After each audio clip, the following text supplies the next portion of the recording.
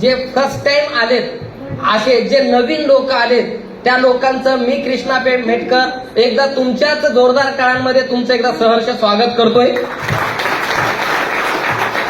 त्याचबरोबर आजच्या या प्रोग्राम मध्ये जे पूर्णपणे डिस्ट्रीब्युटर आहेत, ईगल डिस्ट्रीब्युटर आहेत, टायगर डिस्ट्रीब्युटर आहेत, टीम कोऑर्डिनेटर आहेत, एरिया टीम कोऑर्डिनेटर आहेत, डिस्ट्रिक्ट टीम कोऑर्डिनेटर आहेत, झोनल टीम कोऑर्डिनेटर आहेत, स्टेट टीम कोऑर्डिनेटर आहेत, रिजनल टीम कोऑर्डिनेटर आहेत.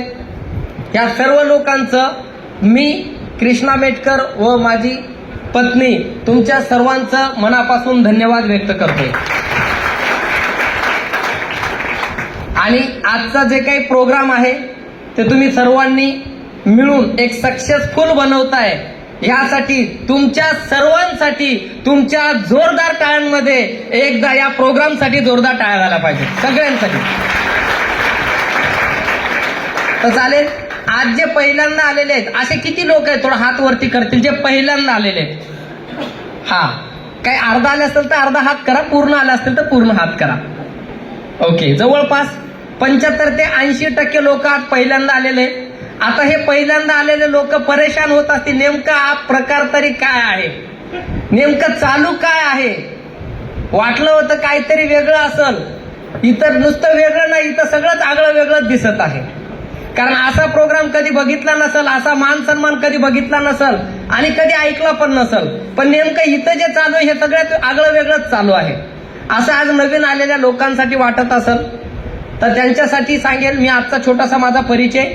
नाव Krishna Baburao Metkar, at post Ardhapur, district Nanded. ज्या पद्धतीनं आज तुम्ही इथं आलात त्याच पद्धतीनं आजच्या 5 ते 6 वर्षापूर्वी असंच तुमच्यासारखा येऊन बसलो होतो. तुम्ही जसं आज येऊन बसलात ना हा प्रोग्राम करण्यासाठी, सेम तुमच्यासारखा आजच्या 5 ते 6 वर्षापूर्वी मी येऊन बसलो होतो. आणि जेव्हा मी प्रोग्राम मध्ये येऊन बसलो होतो, जेव्हा अशाच पद्धतीनं स्टेजवरती मान सन्मान चालू होतं, स्टेजवरती प्रेझेंटेशन चालू होतं, स्टेजवरती अनेक लोक येऊन त्यांचा अनुभव शेअर करत होते, पण जे काही चालू होतं ते सगळं माझ्या डोक्याच्या वरून जात होतं. आता माझ्या डोक्याच्या वरून का जात होतं त्याचं कारण हे आहे, तुम्ही स्वतःच्या मनाला विचारलं तर त्याचं उत्तर पण तुम्हाला मिळून जाईल. कारण का, इथं जेवढे पहिल्यांदा आलेले त्याच्याही डोक्याच्या वरूनच चाललंय. हॅलो, आहे का कोणी आज पहिल्यांदा आलं सर मला सगळंच समजलं? सगळं डोक्याच्या वरूनच चाललंय, माझ्याही डोक्याच्या वरूनच जात होतं. त्याचं कारण असं आहे, कारण माझ्या डोक्याच्या वरून का जात होतं, कारण ज्या व्यक्तीने मला या हॉलमध्ये बोलवलं होतं, ज्या व्यक्तीने मला अशा हॉलमध्ये आणून बसवलं होतं, तो व्यक्ती माझ्यासाठी पूर्णपणे अनोळखी व्यक्ती होता. आणि त्या अनोळखी व्यक्तीने मला सांगितलं होतं की एक चांगलं काम आहे माझ्याकडे, जर तुम्ही केलात तर तुमचं पूर्णपणे आयुष्य बदलून जाईल. आणि तुमचं आयुष्य जर बदलायचं असेल तर तुम्ही या, समजून घ्या आणि कामाला सुरुवात करून आपण मिळून मिसळून करू, असं बोलला होता तो व्यक्ती. आता माझ्यासाठी काय होतं माहितीये का, माझं आयुष्य बदलणं म्हटल्याच्या नंतर माझ्यासाठी फार मोठं आगळं वेगळं काही नव्हतं. फार छोट्या गोष्टीमुळे माझं आयुष्य बदलणार होतं.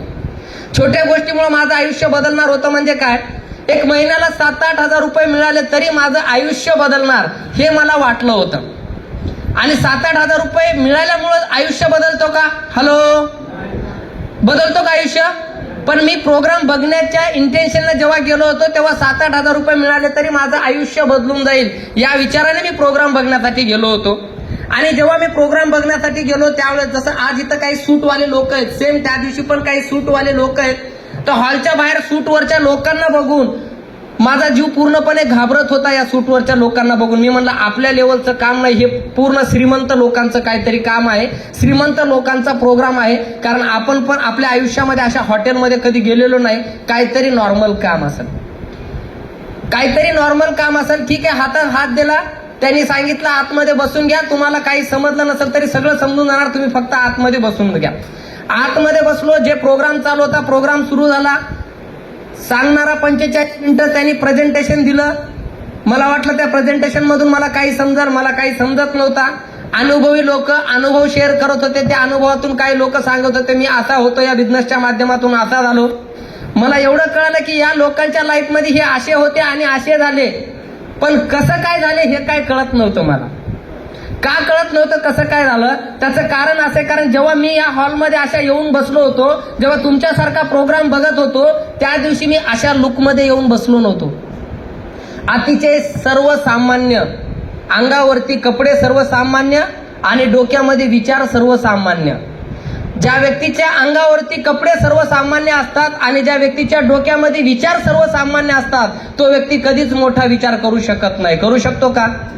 पण असं म्हटलं जातं, अंगावर भले कपडे नॉर्मल असतील तरी चालतील, पण विचार नॉर्मल असले नाही पाहिजे. हॅलो. पण माझी मजबुरी अशी होते, कारण ज्या सहवासामध्ये लहानाचा मोठा झालो होतो, त्या सहवासामध्ये माझ्या अंगावर तर कपडे नॉर्मलच राहायचे, पण माझे विचार सुद्धा नॉर्मल राहायचे. त्याचं कारण असं आहे, कारण का तर माझी आई लोकांच्या शेतामध्ये 70 ते 80 रुपयाच्या रोजाने जाऊन काम करायची. वडील लोकांकडे 100 ते 150 रुपयाने लोकांकडे काम करायचे, आणि ते काम करतायत म्हणून मी सुद्धा माझ्या हातामध्ये मिळेल ते काम करायचो. माझ्या हातामध्ये मिळेल ते काम करायचो म्हणजे काय करायचो? मी या सिस्टम मध्ये येण्यापूर्वी लेबर काम करायचो. मी या सिस्टम मध्ये येण्यापूर्वी ट्रॅक्टर ड्रायव्हिंग करायचो. मी या सिस्टम मध्ये येण्यापूर्वी रोडवरती, रस्त्यावरती दिवसाला 150-200 रुपये मिळवण्यासाठी रोडवरती गिट्टी फोडायचं काम करायचो, दगड धोंडे फोडण्याचं काम करायचो. मित्रांनो, आता विचार करू शकता, रोडवरती गिट्टी फोडणारा मुलगा, दगड धोंडे फोडणारा मुलगा, दिवसाला 150, 200, 250 रुपये कमवणारा मुलगा असे कपडे घालून आला असेल का हो प्रोग्रामसाठी? हॅलो. नाही. ज्या दिवशी प्रोग्रामला आलो होतो त्या दिवशी पायामध्ये 40 रुपयाची चप्पल होती, 100 रुपयाचा शर्ट होता, 150 रुपयाचा पॅन्ट होता, फुटलेला 300 रुपयामध्ये सेकंड हँड मध्ये घेतलेला एक रबर गुंडाळलेला मोबाईल होता. अशा अवस्थेमध्ये प्रोग्राम मध्ये येऊन बसलो होतो, आणि या ठिकाणी सांगितलं होतं प्लॅन देताना की या बिझनेसच्या माध्यमातून, सिस्टमच्या माध्यमातून कमीत कमी 1000 ते 1200 मिळतात, आणि जास्तीत जास्त आठवड्यात 2,10,000 रुपये मिळतात. 1000-1200 पुरतं ठीक होतं, पण आठवड्यात 2,10,000 आपला काय संबंध आहे? आजोबा पंजोबाला तर बघितलं नाही, आजोबाला बघितलं होतं. आजोबाचं आणि आजोबाला 5 मुलं आहेत माझ्या वडिलाला पकडून. आजोबापासून माझ्या वडिलाला पकडून 4 भावायचं जर एकत्र जरी केलं, आठवडा 2,10,000, आठवडा सोडा, वर्षाचं पण इन्कम नव्हतं आमचं. काय बोलतोय? वर्षाचं इन्कम नव्हतं. आठवडा 2 लाख, लाखावरती शून्य किती त्याचा पण काय पत्ता नव्हता माझा, कारण काही संबंधच नाही. लाखाचे आकडे कधी आपण ऐकलेच नाही, कारण अतिशय गरीब घरातला मुलगा आहे. पण मला एकच वाटलं, प्रोग्राम संपला. प्रोग्राम संपल्याच्या नंतर माझ्यासारखा एक सर्वसामान्य व्यक्ती, ज्या व्यक्तीने मला या हॉलमध्ये आणून बसवलं होतं, तो व्यक्ती पण स्टेजवरती गेला आणि त्या व्यक्तीने त्यांचा अनुभव शेअर केला. त्या व्यक्तीने सांगितलं, मी सुद्धा या बिझनेसमध्ये सर्वसामान्य कुटुंबातला आहे आणि 12वी 2दा नापास आहे, आणि या बिझनेसच्या माध्यमातून, सिस्टमच्या माध्यमातून मी जास्त काही नाही, महिन्याचं इन्कम 40 ते 50,000 रुपये कमवतो. त्यावेळेस त्या व्यक्तीने सांगितलं स्टेजवर, जेव्हा त्यांनी सांगितलं 40 ते 50,000 रुपये कमवतो, ज्या व्यक्तीने मला प्रोग्राम मध्ये बसवलं होतं त्यावेळेस, तर मला असं वाटलं की अरे हे सर्वसामान्य व्यक्ती जर 40 ते 50,000 रुपये कमवत असेल, हा 12वी 2दा नापास आहे, 40 ते 50,000 रुपये कमवत असेल, तर आपल्याला तेवढी गरज नाहीये. आपण ट्रॅक्टर ड्रायव्हिंग करतोय, लेबर काम करतोय, महिन्याला 5-6 रुपये आपल्याला मिळतात. आपल्याला इथून 7-8 रुपये मिळाले तरी खूप झालं, आठवडा 2,000, महिन्याला 8,000 मिळाले तरी खूप झालं. त्या विचाराने मी सुरुवात केली. पण आपला प्रॉब्लेम काय, या हॉलमध्ये जेवढे लोक बसलेत ना, ते लोक एक तर आठवडा 2,10,000 बघून एक तर इथल्या सगळ्या लोकांना वेळात काढतील, असं काय होऊच शकत नाही म्हणतील. बाबा इथं 2,10,000 रुपये आठवड्याला मिळतात, पण तुला जर घ्यायचं नसेल तर तू येऊ नको. तुझी कॅपॅसिटी आठवड्याला 10,000 कमवण्याची आहे, तर फक्त आठवडा 10,000 कमवण्यासाठी ये, मनापासून वेलकम आहे तुझं.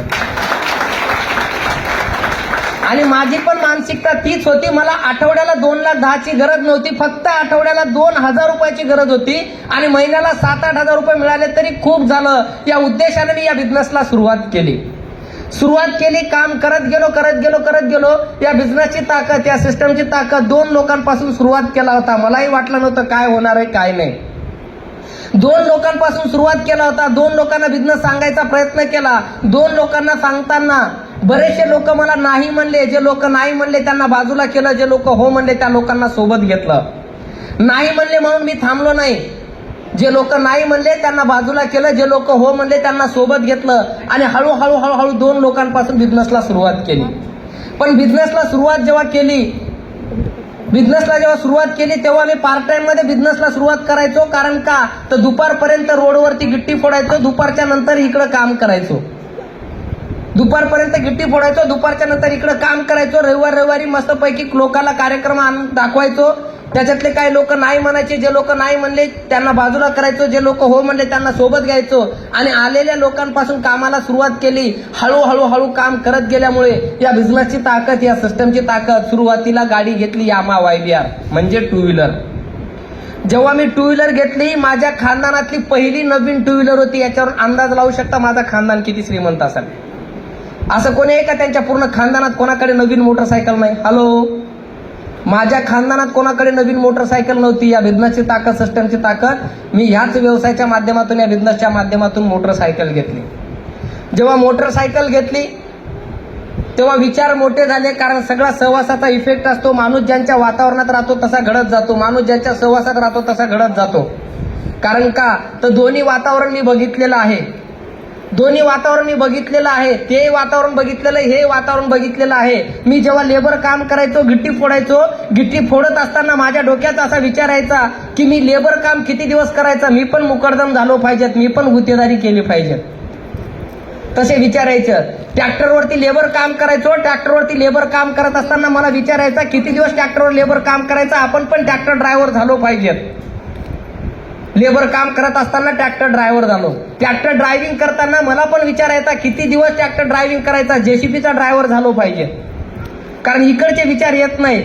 पण तेव्हा त्या ट्रॅक्टरच्या ड्रायव्हिंग आणि जेसीबीच्या ड्रायव्हिंगच्या मधात हा MI लाईफस्टाईल ट्रॅक आला आणि इकडं टर्न घेतला. जसं इकडं काम करत गेलो, या बिझनेसच्या माध्यमातून टू व्हीलर घेतली. टू व्हीलर घेतल्याच्या नंतर कधी स्वप्नात विचार केला नव्हता की माझ्या लाईफमध्ये आता काही परिवर्तन होईल. ट्रॅक्टर ड्रायव्हिंग करणाऱ्या व्यक्तीच्या लाईफमध्ये कधी कार येईल असा कधी विचार सुद्धा आला नव्हता. आणि आज सांगायला अभिमान वाटतो या सिस्टमची ताकद, या बिझनेसची ताकद. माझ्याकडे जस्ट आता वर्किंग कार आहे, 10 लाख रुपयाची Dzire car, power of my lifestyle. एक सर्वसामान्य लेबर काम करणारा, ट्रॅक्टर ड्रायव्हिंग करणारा. आणि पैशाची तर कधी अपेक्षाही केली नव्हती मित्रांनो. कारण आलो होतो आठवडा 2000, महिना 7-8 हजार रुपये कमवण्यासाठी. तर एवढा पैसा मिळेल कधी स्वप्नातही विचार केला नव्हता. या बिझनेसला जेव्हा सुरुवात केली त्यावेळेस भरपूर त्रास पण झाला. का त्रास झाला? ज्या लोकांच्या सहवासामध्ये राहायचो ते लोक काही शहाणे नव्हते, माझ्यासारखे सगळे येडेच लोक होते. कारण मी लेबर काम करणारा, माझ्या सोबतचे कोण असणार? लेबरच काम करणार असणार ना. मग मी हे माय लाईफस्टाईल चालू केल्याच्या नंतर जेव्हा त्यांना मी हा बिझनेस प्लॅन सांगायचो तर ते मला वेड्यात काढायचे. अरे असं काय होत नाही, असं काय करू नको, ते काळ्या सूटवाले असंच बोलतात, काहीतरी खोटं बोलतात, तुला फसवतात, तू फसला तर फसला, आम्हाला फसू नको, असेच बोलायचे लोक, असेच बोलायचे. त्याच्यानंतर काही लोक तर मला चिडून सोडून टाकले. कारण त्याला कळून चुकलं हा प्रमाणापेक्षा जास्त बेशरम झालेला, याला चिडून उपयोग नाहीये. कारण याला चिडून उपयोग नाही. मग नंतर माझ्या आई वडिलाला चिडवायला चालू केले लोकांनी. काय चिडवायला चालू केले? आम्ही जेव्हा गिट्टी फोडायला जायचो, माझे आई वडील मी रोडवरती, तेव्हा माझ्या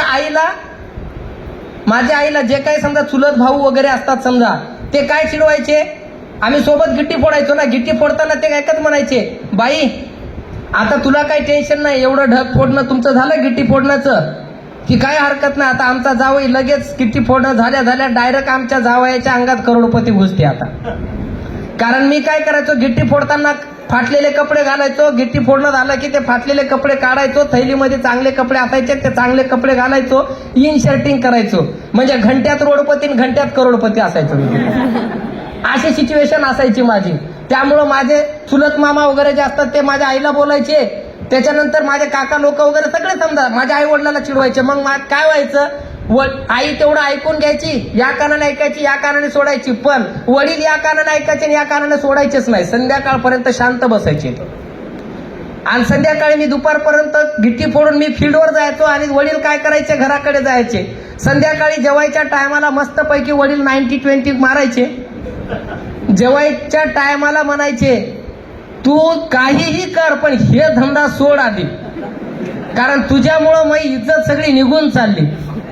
मनातल्या मनात म्हणायचो, बाबा आपल्याला इज्जत नाही हो. असतं का हो, गिट्टी फोडणारला काय इज्जत आहे? हॅलो, असतं का? नव्हती इज्जत. इज्जत काय असतं ते माहीतच नव्हतं. कारण कोणी साधं एखादं कोणी फुल काय असतं ते माहित नाही, कोणी फुलही देऊन आमचा सत्कार करायचा नाही. पण मी थांबलो नाही, त्यांचं या कारणाने ऐकलो, या कारणाने सोडलो. बिचारे आई वडिलांना पण हा कन्सेप्ट काय, सिस्टम काय माहिती नव्हता, म्हणून ते पण मला त्रास द्यायचे, हा बिझनेस करू नको म्हणून. सगळ्यांनी त्रास दिला, घरच्यांनी त्रास दिला, बाहेरच्यांनी त्रास दिला, सगळ्यांनी त्रास दिला. एक वेळ अशी आली, मी अक्षरशः घर सोडून बाहेर पडलो हा बिझनेस करण्यासाठी. आणि सिरियसली बिझनेस करत असताना त्रास पण भरपूर झाला. अशी वेळ बघितलेली आहे मी, तुम्ही विचार सुद्धा करू शकत नाही. कारण तुम्ही जेवढे आहेत ना ते एक चांगल्या फॅमिलीतून आहात. मी रोडवर गिट्टी फोडणारा मुलगा आहे.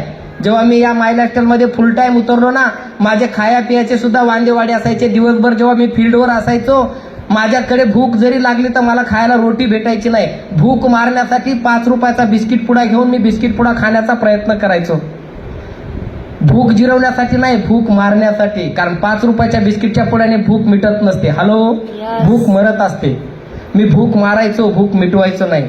तसे दिवस बघितले आणि मेहनत करत गेलो. या बिझनेसची ताकद, त्या सिस्टमची ताकद, जे सिलिंग अमाऊंट असतं, ज्या अमाऊंटसाठी तर दिवस रात्र लोक मेहनत करतात. जे मी स्टेजवरती ज्या दिवशी प्लॅन बघण्यासाठी आलो होतो, आठवडा 2,10,000 रुपये ऐकलं होतं, ते लास्ट वीक मध्ये ह्याच बिझनेसची ताकद, या सिस्टमची ताकद, आठवड्याचं इन्कम 2,10,000 रुपये घेतलं. Power of my.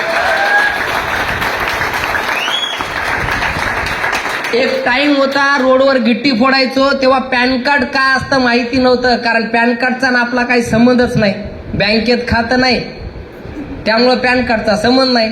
टॅक्स काय असतं ते संबंधच नाहीये.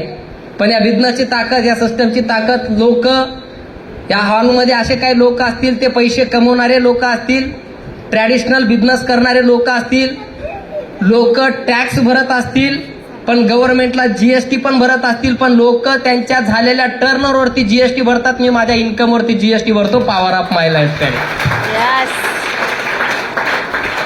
काही लोकांना वाटतं हे सुटाबुटात लोक बघून हा वेल एज्युकेटेड लोकांचा बिझनेस आहे.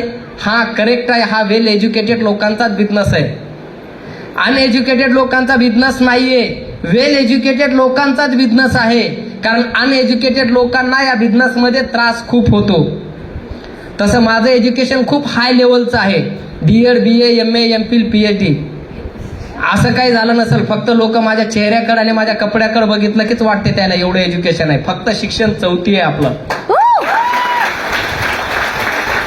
शिक्षण 4थी आहे, पण या बिझनेसची ताकद, सिस्टमची ताकद, गव्हर्नमेंटला जीएसटी पे करतोय सर.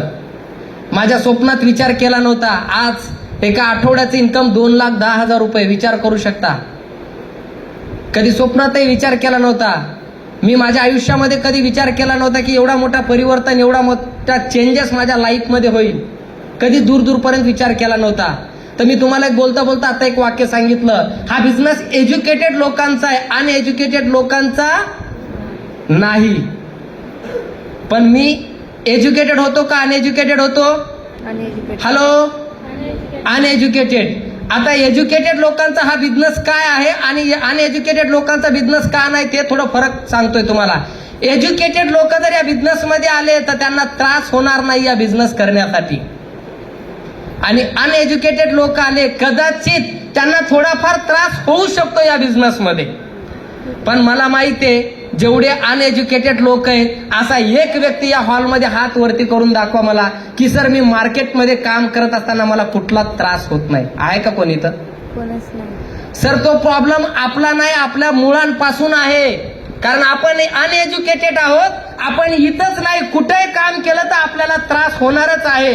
पण एवढं गॅरंटी देऊन सांगतो, जेवढे पण या हॉलमध्ये अनएज्युकेटेड लोक आहेत, तुम्ही मार्केटमध्ये गेलात तर त्रास तुम्हाला 1 वर्ष, 2 वर्ष, 3 वर्ष, 4 वर्ष, 5 वर्षासाठी नाही, आयुष्यभरासाठी त्रास होणार आहे. पण MI लाईफस्टाईल मध्ये आलात 1 वर्ष, 2 वर्ष त्रास होणार, पण नंतर तुम्ही ज्या सेमिनार मध्ये जाणार त्या सेमिनार मध्ये राजे महाराजे सारखी एंट्री होणार मित्रांनो. जसा आज माझा मान सन्मान सत्कार माझा इथंच नाही, तर ज्या ज्या ठिकाणी जातो त्या त्या ठिकाणी मान सन्मान सत्कार होतो. आणि या सगळ्यांचं श्रेय, जे मान सन्मान सत्कार आहे, ते माझं एकट्याचं नसून तुमच्या पूर्ण एंटायर टीमचं आहे. ज्या व्यक्तीमुळे आजच्या मी काही वर्षापूर्वी या बिझनेसला सुरुवात इथून केली होती, बीडच्या सुरुवात, बीड पासून. असे माझ्या टीमचे great of the great leader, तसे पूर्ण एंटायर हॉल माझ्या टीमचा आहे, आपलाच आहे. पण मागच्या 2,10,000 आठवड्यामध्ये ज्या लोकांनी जीव ओतून काम केलं, जीव ओतून मेहनत केली, जे असं म्हणत होते लोक पावसामुळे घराच्या बाहेर पडू शकत नव्हते, पण लोकांच्या पावसामुळे लोक घराच्या बाहेर पडू शकत नव्हते, पण तेवढ्या पडत्या पावसामध्ये ज्या एरियात बघसाल त्या एरियामध्ये पूर आलेले होते आणि त्याच आठवड्यामध्ये माझं 2,10,000 रुपये लागण्याचं एकमेव कारण जे माझ्या लीडर लोकांनी केलेली मेहनत मित्रांनो.